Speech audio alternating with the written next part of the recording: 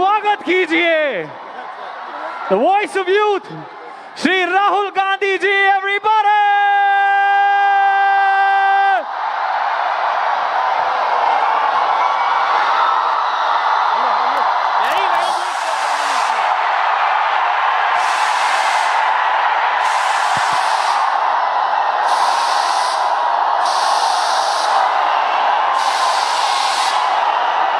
Namaskar.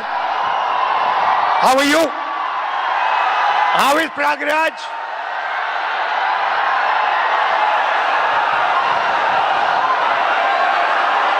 Thank you for this wonderful welcome. Thank you for this love and affection. ये शहर मेरी family का घर यहां होता था, तो यहां आकर मुझे बहुत खुशी होती है। ये नॉलेज का सेंटर भी हुआ करता था। एक ऐसा टाइम था when Allahabad University was one of the best universities in the country.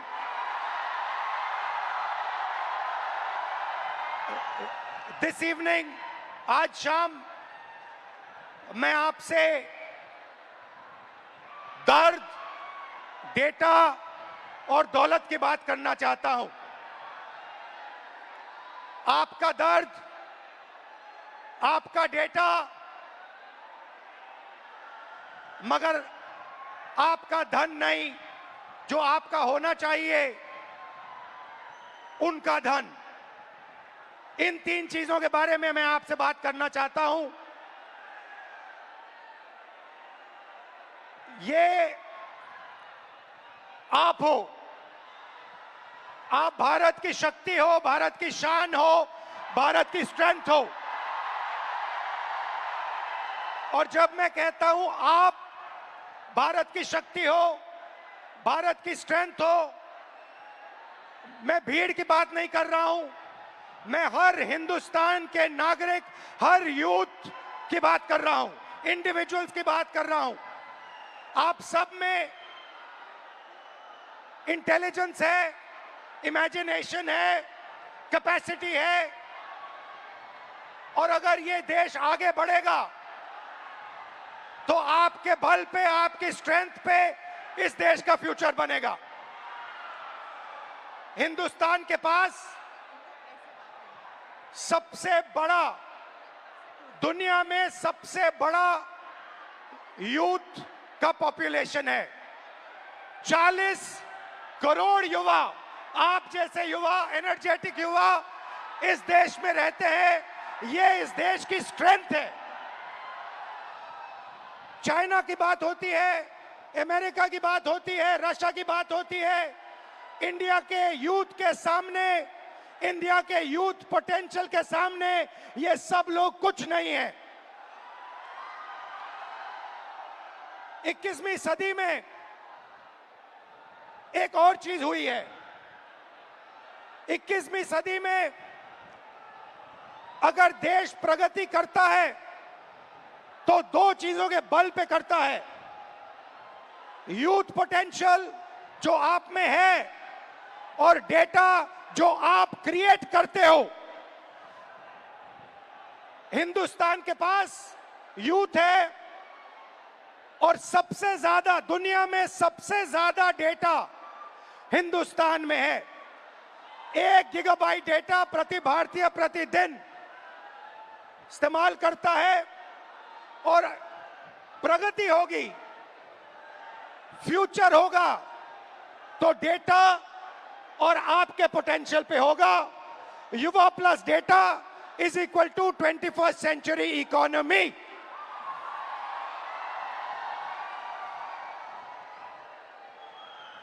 Brothers and sisters, media में एआई की बात होती है।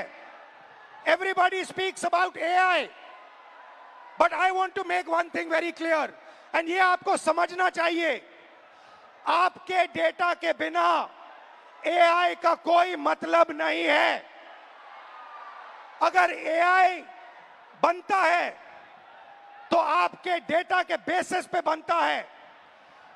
20वीं सदी में पेट्रोल और पेट्रोल इंजन देश को बनाता था। अगर 20वीं सदी में मैं आपके पास आता और आपसे कहता देखिए मैं आपको पेट्रोल इंजन दे रहा हूं मगर आपको पेट्रोल नहीं दूंगा, आप मुझे कहते इस पेट्रोल इंजन से मेरा कुछ नहीं होने वाला है। वैसे ही 21वीं सदी में डेटा से ही एआई बनता है। डेटा से आप एआई बना सकते हो मगर एआई से आप डेटा पैदा नहीं कर सकते हो। और ये डेटा हिंदुस्तान का है और आपका है। आप इसको क्रिएट करते हो, ये आप बनाते हो, ये आपका इमेजिनेशन है, ये हिंदुस्तान की पूंजी है, स्ट्रेंथ है, एसेट है। मगर भाई और बहनों, डेटा आपका, यूथ पोटेंशियल आपका, मगर सिस्टम ने आपको चक्रव्यूह में फंसा रखा है। ये आप देखिए, आपको चक्रव्यूह में फंसा रखा है। भविष्य की बात करें, आप एजुकेशन लेते हो, लाखों करोड़ रुपए आपके परिवारों से लिया जाता है। इंजीनियरिंग, मेडिकल, पोस्ट ग्रेजुएट, जो भी आप पढ़ाई करते हो, आपके परिवारों से, आपके जेब से पैसा छीना जाता है, लाखों करोड़ रुपए लिए जाते हैं और फिर आपको एक सर्टिफिकेट दिया जाता है। आपको कहा जाता है कि हां आपको एजुकेशन सर्टिफिकेट मिल गया, बीए मिल गया, एमए मिल गया, एमएससी मिल गया, मगर इस सर्टिफिकेट का कोई मतलब नहीं है आज हिंदुस्तान में,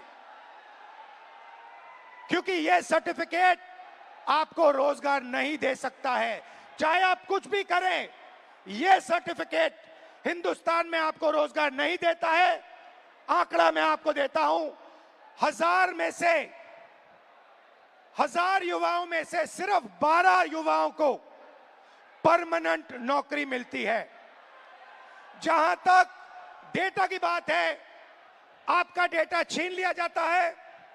बड़ी बड़ी कंपनीज को, जियो को, अदानी को, फेसबुक, गूगल को आपका डेटा दिया जाता है और आपको फंसाया जाता है। आपको कहा जाता है जितनी भी आपको रील्स देखनी है, जितने आपको व्हाट्सएप मैसेजेस भेजने हैं, जितना आप इंस्टाग्राम पे देखना चाहते हो, रील्स बनाना चाहते हो, आप बनाओ। भाई और बहनों, ये 21वीं सदी का नशा है।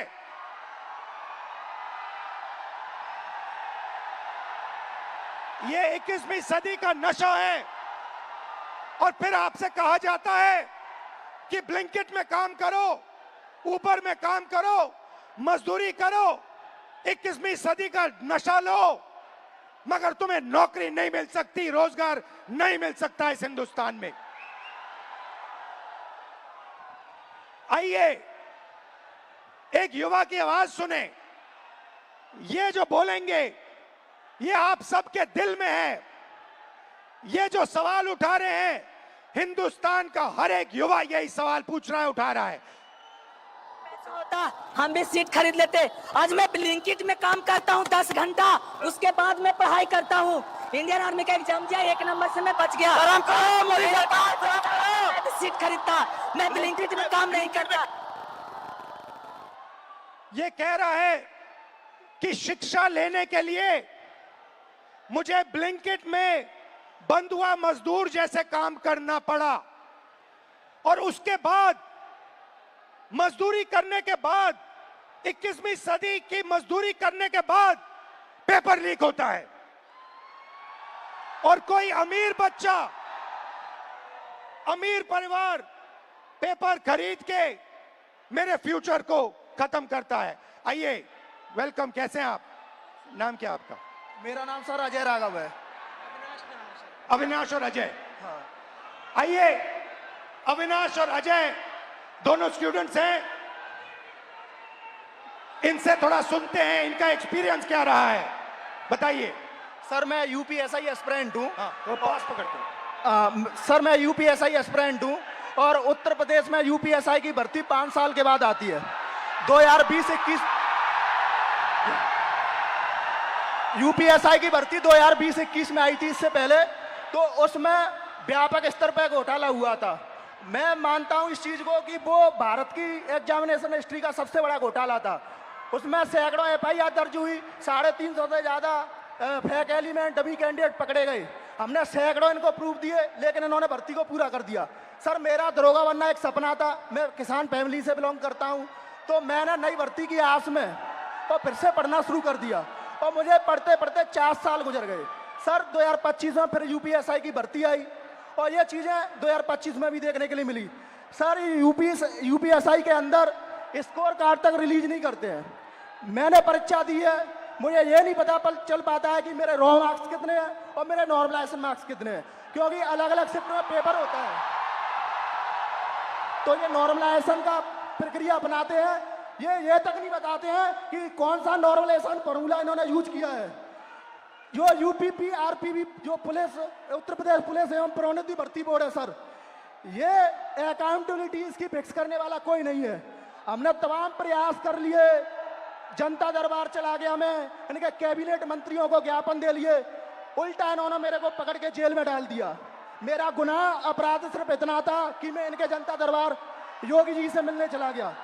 सर, ये नॉर्मलाइजेशन का फॉर्मूला नहीं बताते हैं, ये खुद तय करते हैं कि किस अभ्यर्थी के मतलब मार्क्स बढ़ा करके अंदर लेना है और किस अभ्यर्थी को बाहर करना है। ये उत्तर प्रदेश पुलिस का भर्ती बोर्ड तय करता है। इनको क्या दिक्कत है? अगर ये फेयर भर्ती कराते हैं तो इनको नॉर्मलाइजेशन देना चाहिए। सर, मैं एक चीज इसमें जोड़ना चाहूंगा कि जो नॉर्मलाइजेशन है ये पेपर लीक से ही बड़ा स्कैम है, क्योंकि इनकी अकाउंटेबिलिटी फिक्स करने वाला नहीं है। ये नॉर्मलाइजेशन फॉर्मूला जारी नहीं करते हैं, ये शिफ्ट वाइज नॉर्मलाइजेशन डेटा नहीं देते हैं, इनको खुली छूट मिली हुई है। मेरा नाम अविनाश है, मैं इन्हीं छात्रों में से कोई एक जरूर हूं। चूंकि मैं ये कह सकता हूं सर कि मैंने अपनी तैयारी 2018 में शिक्षक भर्ती के लिए की थी। 2018 से आज तक मैं उसी की तैयारी कर रहा हूं। क्यों? सरकार के पास जगह खाली है, फिर भी वैकेंसियां नहीं दी जा रही हैं। उसके बाद ये होता क्यों है सर? ये सरकार की मानामानी है। इसमें सरकार अगर चाहे बच्चों से कि वैकेंसियां दे, प्रॉपर तरीके से चलती रहे। हम लोग ऐसा नहीं कि क्या कहते हैं एक डिमांड कर रहे हैं। 2018 से लेकर आज तक कई सारे धरना प्रदर्शन, कई सारे ज्ञापन ये दिए हैं। उसके बाद दूसरा मुद्दा ये कि 2022 से ही मैं यूपी पेट की तैयारी यूपी SSS आयोग से करता हूं। यूपी SSS आयोग 2022 से मैं तैयारी कर रहा हूं और उसकी भर्तियां आज भी ऑन रिकॉर्ड में बात कर रहा हूं कि कम से कम 9 से 10 वैकेंसियां आज तक क्लियर नहीं हुई है। और उसमें से बहुत सारी वैकेंसियां जिसके लिए हम लोगों ने लाठी खाई, ज्ञापन दिया, लोगों से जाके मिले कि हमारी दर्द, हमारे दुख को समझा जाए, लेकिन आज तक सरकार के कान में ये बात पहुंची नहीं है। इसमें से बहुत सारे ऐसे हमारे भाई बहन हैं जो उस चीज से पीड़ा में ग्रसित हैं। और बताइए। और सर ये है कि देखिए, हमारी कुछ मांगे हैं, आपसे भी है, सरकार से भी है, कि ये जो जितनी वैकेंसियां हैं उसका एक प्रॉपर कैलेंडर तैयार कर दें। आप चुनाव कराते हैं, 3 महीने में रिजल्ट देते हैं, आप हमारा रिजल्ट 5 साल में नहीं दे पा रहे हैं, पहली चीज। दूसरी चीज, हमारी वैकेंसियों का यूपी SSS स्पेशली कोई स्कोर कार्ड नहीं जारी करता है मेंस का।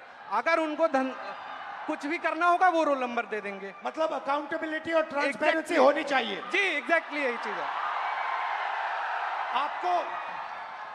आपने लाखों रुपए लगाए होंगे पढ़ाई में। जी सर, 2018 से आज तक। हाँ जी। और आपका एक्सपेक्टेशन था कि इस पैसे से, शिक्षा से आप आगे बढ़ पाओगे। जी सर, एग्जैक्टली। अब आपको क्या लग रहा है? अब क्या आपका प्लान क्या है? सर, अब प्लान ये है कि हम भर्तियों का इंतजार करते हैं, क्या पता अगली पंचवर्षीय भी बीत जाए, इसकी भी कोई श्योरिटी नहीं है। और फिर 3-4 बार एग्जाम करते हो, बीच में पेपर लीक हो जाता है। सर ये इशू तो बहुत सारे हैं। अभी एक यूपी PSC का था, RO का, मैं खुद उसका अभ्यर्थी था। एक बार पेपर हुआ, दोबारा पेपर लीक हो गया था, फिर उसके बाद दोबारा हुआ वो पेपर, लेकिन वो जो हमारा टाइम गया वो हमें कौन देगा?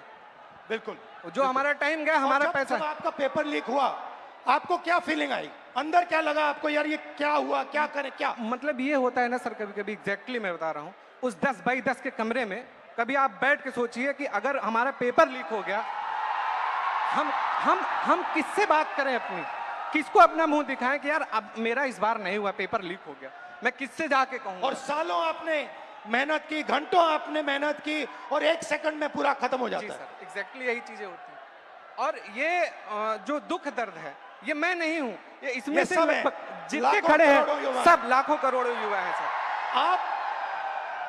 आप हिंदुस्तान के शिक्षा के सिस्टम में बिलीव करते हो? सर प्रेजेंट टाइम में तो बिलीव हमारा नहीं है।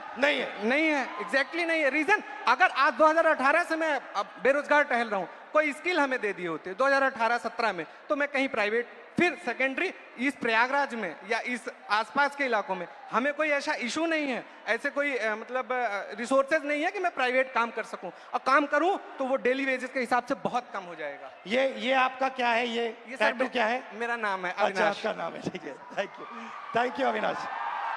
और कुछ कहना चाहते हो? सर, उत्तर प्रदेश में ये पेपर लीक लगातार चल रहे हैं। जब से माननीय योगी आदित्यनाथ जी सरकार में आए हैं, तब से मैं उंगलियों पे गिना सकता हूं सर।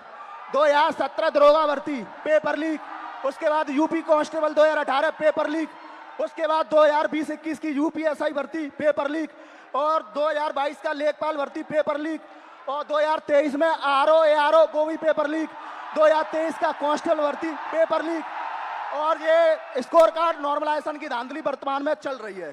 सर, मैं इन्हीं शब्दों के साथ आपका बहुत बहुत धन्यवाद करना चाहता हूं कि आप यूथ की आवाज उठा रहे हैं लगातार, और मैं सर आपसे आशा की उम्मीद के साथ देख रहा हूं, आप इसी तरह हम यूथों की आवाज उठाते रहिए। हम आपके साथ पूरी तरीके से, ये जितना भी यहाँ पर स्टूडेंट दिख रहा है, ये सब आपके साथ है, सिर्फ आपके लिए आया है सर।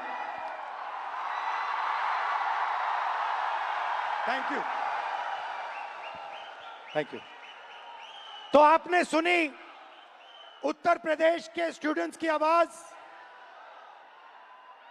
अब प्रॉब्लम क्या है, मैं आपको बताता हूं।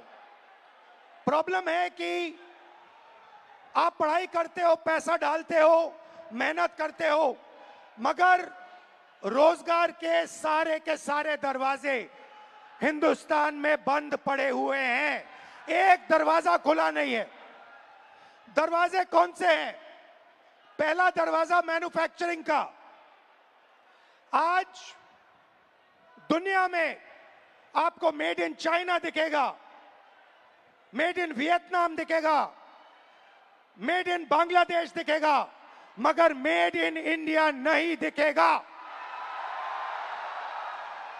इसका कारण है नोटबंदी और गलत जीएसटी ने हमारे मैन्युफैक्चरिंग सिस्टम को खत्म कर दिया है। जो छोटे व्यापारी रोजगार दिलवाते थे, जो पहले हिंदुस्तान में होता था, leather industry, textile industry, automobile industry, अलग अलग इंडस्ट्रीज में मैन्युफैक्चरिंग जो होती थी, वो सारा का सारा खत्म हो गया है। पहला दरवाजा बंद। दूसरा दरवाजा एंटरप्रेन्योरशिप का, जिसको स्टार्टअप इंडिया कहा गया। स्टार्टअप इंडिया में सबसे जरूरी चीज, आप जैसे स्टूडेंट्स को बैंक लोन, छोटे बिजनेसेस को बैंक लोन, फाइनेंशियल सपोर्ट। भाई और बहनों, हिंदुस्तान के बैंक्स आप जैसे स्टूडेंट्स को 1 रुपया कभी नहीं देंगे। अंबानी अदानी को लाखों करोड़ रुपए देंगे, मगर आपको 1 रुपया नहीं देंगे। 90% स्मॉल और मीडियम इंडस्ट्रीज जो हैं, उनको बैंक लोन नहीं मिलता है। एंटरप्रेन्योरशिप का दरवाजा बंद है। तीसरा दरवाजा, जिसको हम कहते हैं सरकारी नौकरी का, जिसमें आप पेपर लीक का सामना करते हो, उस दरवाजे में भाइयों और बहनों 150 में से एक युवा निकलता है। अगर 150 युवा एग्जाम लेते हैं, सरकारी नौकरी ढूंढते हैं, एक युवा उसमें से निकलता है। पब्लिक सेक्टर, जो पहले 10 साल पहले 14 लाख युवाओं को यह रोजगार देता था। भाइयों और बहनों, पब्लिक सेक्टर को प्राइवेटाइज कर दिया गया है। पब्लिक स्कूल्स बंद कर दिए, पब्लिक अस्पताल बंद कर दिए, नवरत्ना उठा के बेच दिए, बीएसएनएल बेच दिया, ऐसी कंपनियां बेच दी, पोर्ट्स, एयरपोर्ट्स, सारा का सारा अदानी जी को पकड़ा दिया। इसीलिए पब्लिक सेक्टर बंद है। और आखिरी होप जो आपका था, corporate jobs, IT, back office, transcription, software, जिसमें पहले हिंदुस्तान के युवाओं को रोजगार मिलता था, वो दरवाजा भी भाइयों और बहनों आपके डेटा का प्रयोग करके एआई से यह भी दरवाजा बंद किया जा रहा है। तो सच्चाई है कि पांचों दरवाजे आपके लिए बंद हैं और इसीलिए आपको भयंकर दर्द हो रहा है। भाइयों और बहनों, मैं सिस्टम की बात कर रहा हूं। यह सिस्टम क्या है और यह सिस्टम को कौन चलाता है?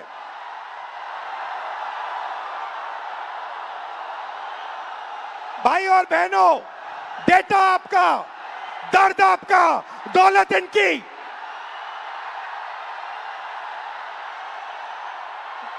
दर्द आपका, डेटा आपका, दौलत इनकी। यह सिस्टम है।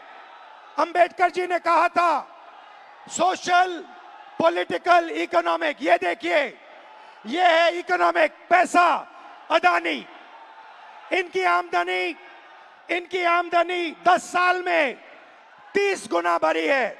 ये पहले ग्लोबल रिच लिस्ट में 600 नंबर पे हुआ करते थे, 10 साल के अंदर ये दूसरे नंबर पे पहुंच गए।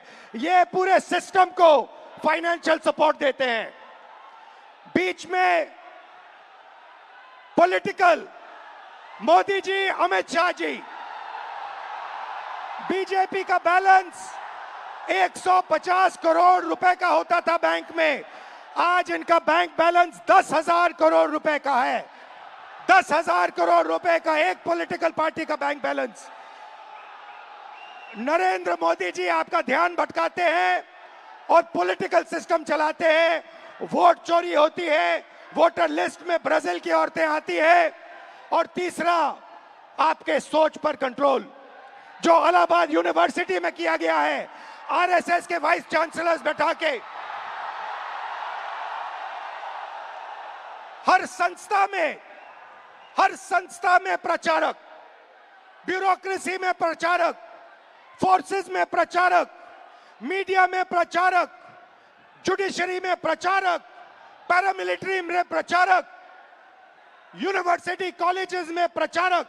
सोच को कंट्रोल करने का तरीका यह है सिस्टम। भाई और बहनों, मोहन भगवत, नरेंद्र मोदी जी, अमित शाह जी और अदानी जी, इस सिस्टम ने रोजगार खत्म किया।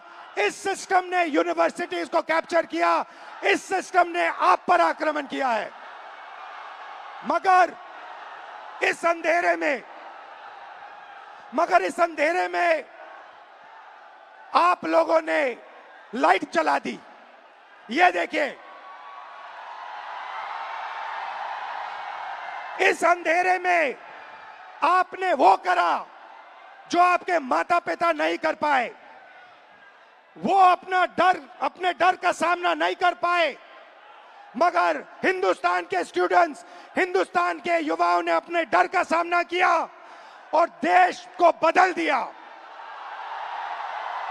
आपने आवाज रखी आपने अपनी आवाज रखी, नफरत के साथ नहीं, मोहब्बत के साथ आपने अपनी आवाज रखी। आइए हम आपकी आवाज सुने। नमस्कार, आपका नाम? नमस्कार। और मैं पटना यूनिवर्सिटी से हूँ। नमस्कार। आप? मेरा नाम हिमांशु कुमार होगा। हिमांशु जी जी जी। शिफत फैज, इलाहाबाद यूनिवर्सिटी LLB। नमस्कार सर, मेरा नाम कुणाल पांडे, मैं इलाहाबाद विश्वविद्यालय से। शाबाश, वेलकम आप सबका। मैं आपसे आज, अभी मैंने कहा कि अंधेरे में आप लोगों ने लाइट दिखा दी, अंधेरे में आप लोगों ने टॉर्च दिखा दी। और आपने प्यार से किया, मोहब्बत से किया, नफरत से नहीं किया, क्रोध से नहीं किया, हिंसा से नहीं किया। तो ये पूरी भीड़ आपका एक्सपीरियंस सुनना चाहती है।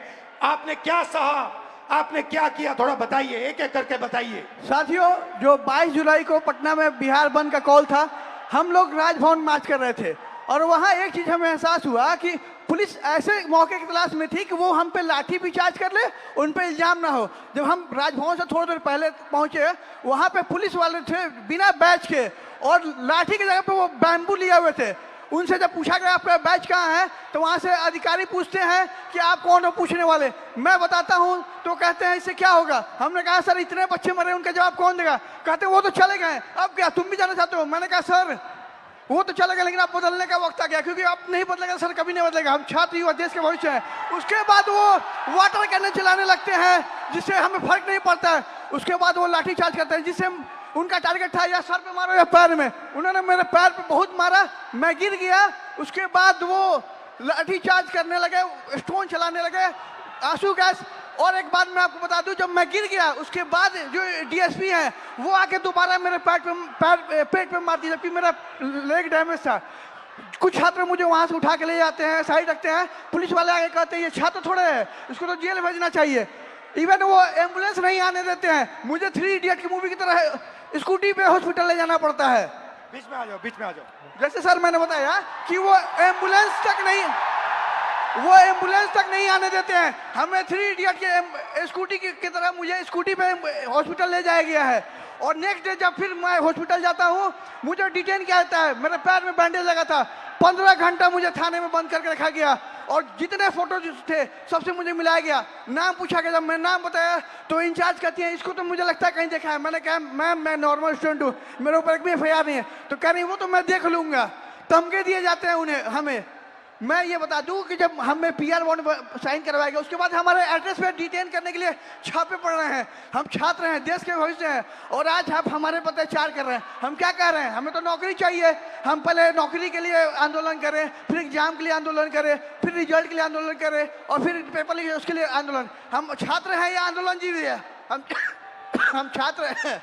और आप हमसे वोट लेते हैं तो सर सर कहते हैं, भैया भैया कहते हैं। आज हमें कहते हैं कि हम कॉकरोच हैं। सर हम देश के जेनजी हैं, और आज आपका सत्ता है, कल हम पलट भी सकते हैं। लेकिन ये गलतफहमी मत रहिएगा मोदी जी, हम बिहारी हैं, ठीक है। और मैं एक बात बता दूं, आप मुझे जितने धमके देते, मैं स्वतंत्रता सेनानी परिवार से आता हूं, और ये लड़ाई के लिए कल भी मुझे लड़ने पड़ी तो मैं देश के लिए अपनी जान न्यौछावर कर दूंगा, लेकिन छात्रों के हक के लिए हमेशा लड़ते रहूंगा। क्योंकि राम मनोहर लोहिया ने कहा है ना कि अगर सड़कें सुनी होगी तो संसद आवारा हो जाएगा। तो सर आप जब सरकार डरती है पुलिस को आगे करती है, तो हमारा जवाब है कितनी लंबी जेल तुम्हारी देख लिया, देखेंगे। ठीक है, शाबाश।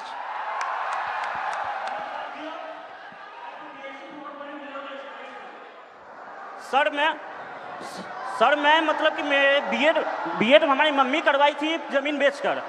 4 साल से वैकेंसी अभी तक नहीं आई है सर। जब आंदोलन करने जा रहा हूँ तो सर मतलब कि सम्राट चौधरी का गुंडा, जो कि पुलिस जो हम लोग को लाठी से मारती है और जेल भेजती है। सर जब हम लोग आंदोलन करते हैं तो डिटेन कर लिया जाता है। उसके बाद मतलब कि कुछ भैया को जेल भेज दिया जाता है।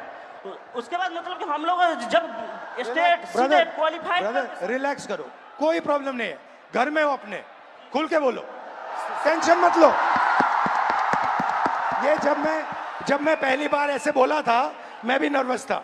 इसमें कोई प्रॉब्लम नहीं है, खुल के बोलो। सर मैं मतलब state qualified, CTET qualified, PG BEd करके आया हूँ, फिर भी 4 साल से वैकेंसी नहीं आई है सर। जब मतलब कि आंदोलन 4, 5, 6 साल से मैं पटना में रहकर पढ़ाई करता हूँ, किसान का बेटा हूँ सर। ये महीना का 10 से 15 हज़ार रुपये खर्चा होता है सर, कहाँ से मम्मी देगी? अब मम्मी टेंशन में चली जाती है। मेरे पास 2 ऑप्शन है सर, या चाय का दुकान खोलूंगा या सुसाइड करूंगा सर। उसके अलावा कोई ऑप्शन नहीं है सर मेरे पास। सुसाइड आपका ऑप्शन नहीं हो सकता ब्रदर। मेरे पास PG BEd, इतना स्टेट सीटेट क्वालिफाइड होने के बाद 20,000 का नौकरी भी नहीं मिलेगा सर पूरा इंडिया में। उसके बाद मैं सर जब मतलब कि मम्मी मतलब कि सुनती है कि आंदोलन में गया है, तो मम्मी को पानी चढ़ने लगता है सर टेंशन से। उसके बाद सर मतलब हमारे एक मंत्री हैं बिहार के, अशोक चौधरी नाम है सर, वो 56 साल के होकर वो प्रोफेसर बने हैं सर। जो कि नीतीश कुमार के राइट हैंड है सर। वो कैसे बन गए सर? बिना बिठाओ तो इंटरव्यू का कैसे बने सर? एक सीट खा गया सर ये, मतलब युवा का। अच्छा, आपके फैमिली ने कर्ज लिया? सर जमीन बेच के मतलब बीएड किया हूँ सर। सोच लीजिए कि हम किस लेवल के हैं फैमिली सर। अभी तक 4 साल से वैकेंसी नहीं आई है सर। सोचिए, हर महीना सर हम मतलब वैकेंसी डेट निकाला जाता है, लेकिन निकाला मतलब कि वो निकलता नहीं है सर। आज भी सितंबर में एग्जाम का डेट दिया हुआ है, अभी तक फॉर्म नहीं आया है सर। फिर आंदोलन करूंगा, फिर थाना में जमा होऊंगा, लेकिन डरूंगा नहीं सर इस सम्राट चौधरी के गुंडा से। शाबाश, शाबाश, बहुत अच्छा बोले। ग्रीटिंग्स टू ऑल, मेरा नाम शिफत फैज है और मैं थोड़ा पास से पकड़ा। ग्रीटिंग्स टू ऑल, मेरा नाम शिफत फैज है और मैं फर्स्ट फीमेल वाइस प्रेसिडेंट हूँ पटना यूनिवर्सिटी स्टूडेंट यूनियन की, इंडिपेंडेंटली इलेक्टेड। जब 20 तारीख को दिल्ली के जंतर मंतर के प्रोटेस्ट के दौरान पुलिस और गवर्नमेंट के थ्रू स्टूडेंट पर ब्रूटली मारा पीटा गया, उन पर वाटर कैनाल्स फेंके गए, उन पर टीयर गैसेस चार्ज किए गए, उसके खिलाफ 22 जुलाई को पटना में स्टूडेंट्स ने प्रोटेस्ट का कॉल दिया।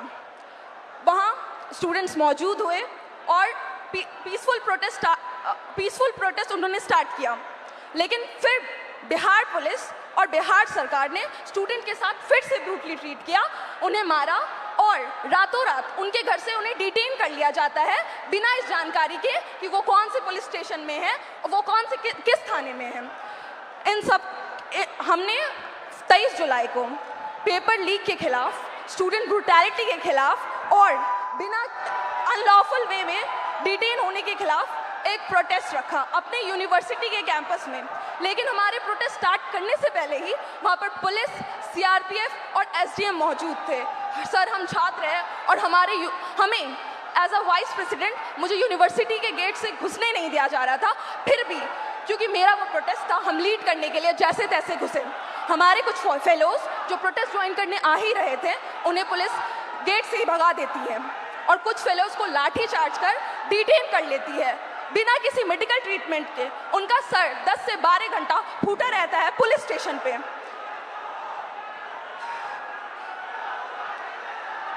लेकिन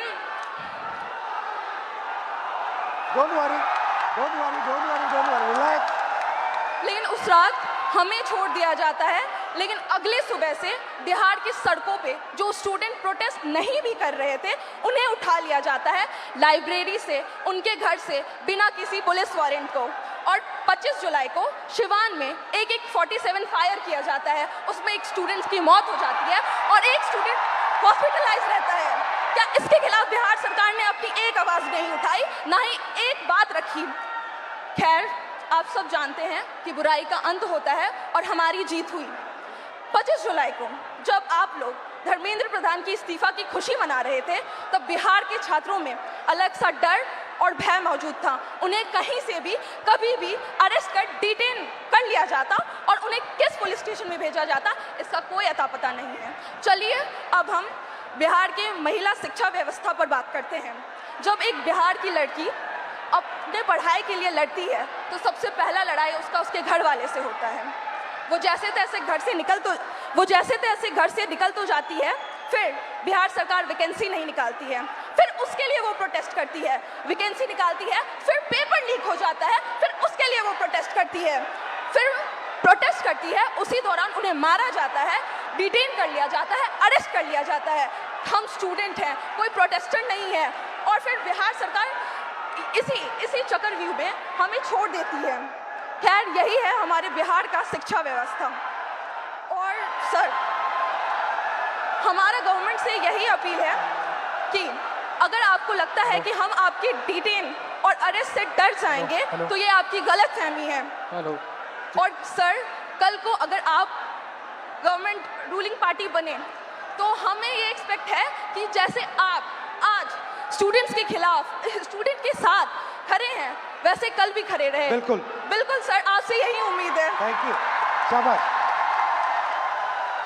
सर, सबसे पहले इलाहाबाद विश्वविद्यालय और पूर्वांचल के हमारे हजारों छात्रों की तरफ से आपको धन्यवाद सर।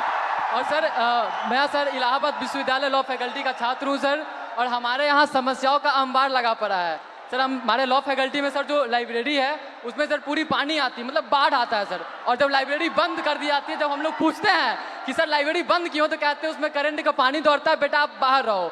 मतलब सर हमारा बुक जो आता है सर वो हज़ारों की आती है, हम लोग सर पूरी बरसात सीजन में सर हम लोग उस बुक को एक्सेस नहीं कर सकते हैं सर।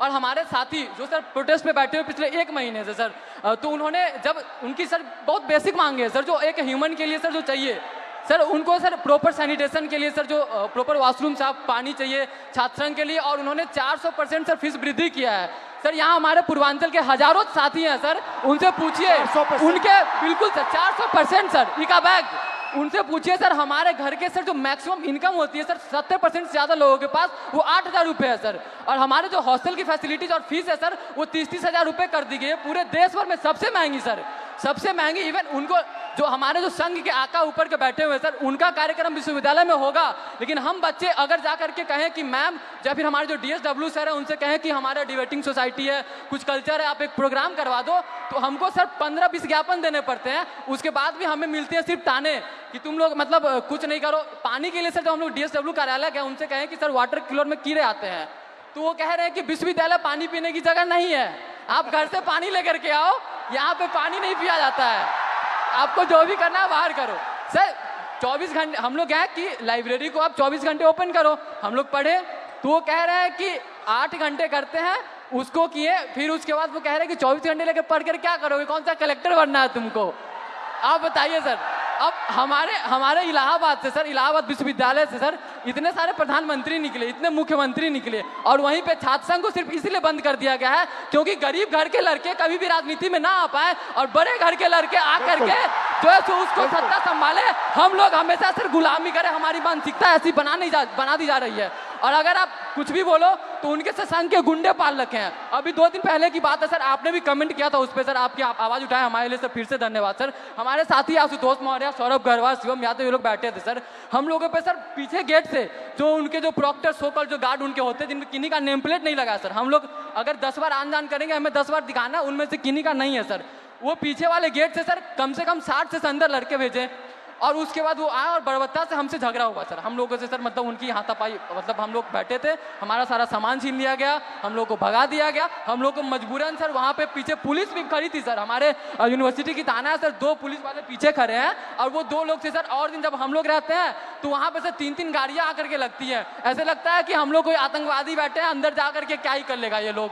और सर उसके अलावा सर हेल्थ फैसिलिटी पे हम लोग आते हैं तो उसके लिए आप आवाज़ उठाए तो बोलता है कि सरकार बाहर रखा है ना, बाहर जाओ आप।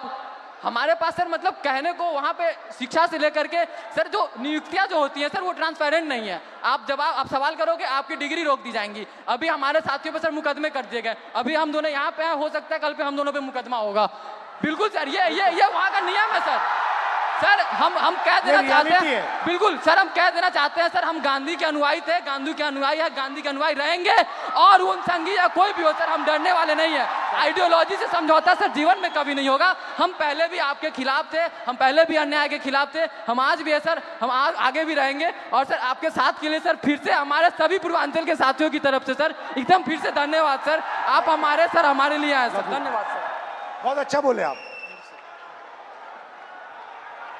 सर मेरा नाम कुणाल कुमार पांडे है सर, मैं इलाहाबाद विश्वविद्यालय के 3य वर्ष का छात्र हूं सर। हमारे विश्वविद्यालय में सर जो सीटें हैं उसमें 50% की कटौती कर दी जाती है, और हमारा जो फी है सर उसे एक बार में 400% की बढ़ा दिया जाता है, और प्रत्येक वर्ष 10% की वृद्धि की जाती है। सर इसी के विरोध में हम लोग पिछले 30 दिनों से धरना प्रदर्शन कर रहे हैं सर। हमें विश्वविद्यालय में धरना नहीं देने दिया जाता है सर, और सर हमें कभी कठिनाइयों का सामना करना पड़ता है। और सर हमारे जो VC मैम है सर, वो जो छात्र धरना प्रदर्शन करते हैं सर उन पर FIR कर देती है।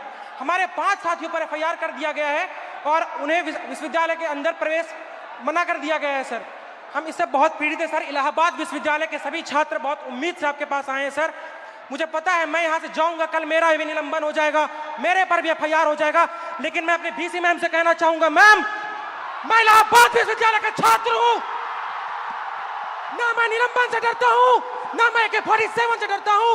जो मेरा हक है, जो मेरा अधिकार है, मैं वो लेकर रहूंगा, और जब तक हमारी मांगे पूरी नहीं होती हम इस धरने से नहीं उठेंगे। शाबाश। धन्यवाद sir. Very good, thank you, thank you. हम लोग पे सर बातें मत करवाओ सर, कुछ कीजिए सर, हम लोग को मारा जाता है सर। अब मुझे बुला लो, मैं आ जाऊंगा। हाँ, अलंकार है, मुझे बुला लो, मैं आ जाऊंगा। ठीक है, घबराओ मत। Very good.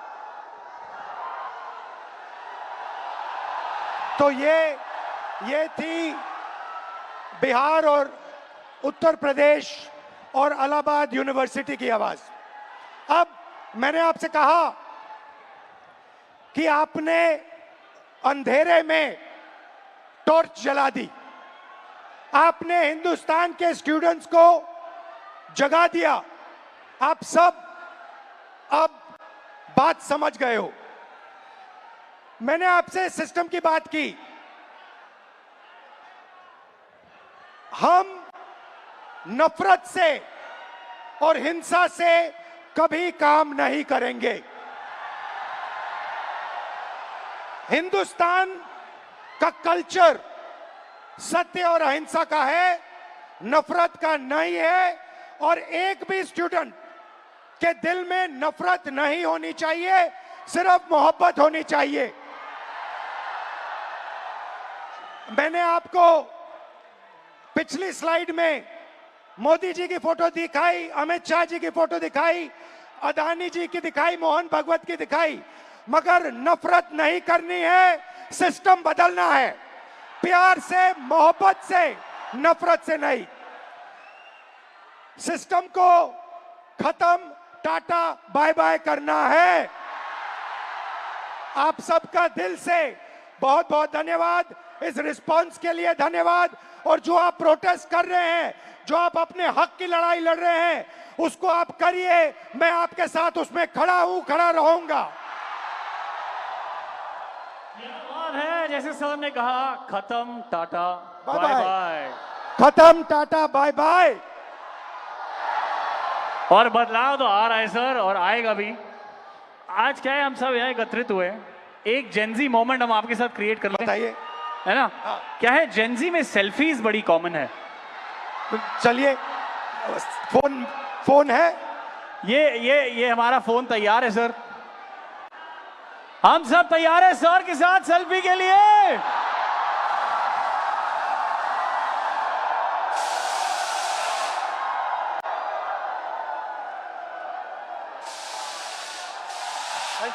Thank you so very much. Lovely.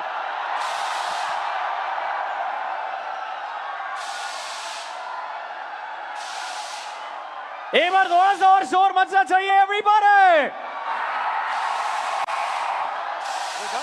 One last message. One last message. You are India's spirit.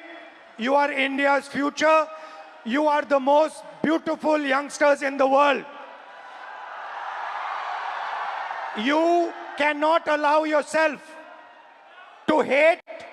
You cannot allow yourself to be violent. You are loving youth.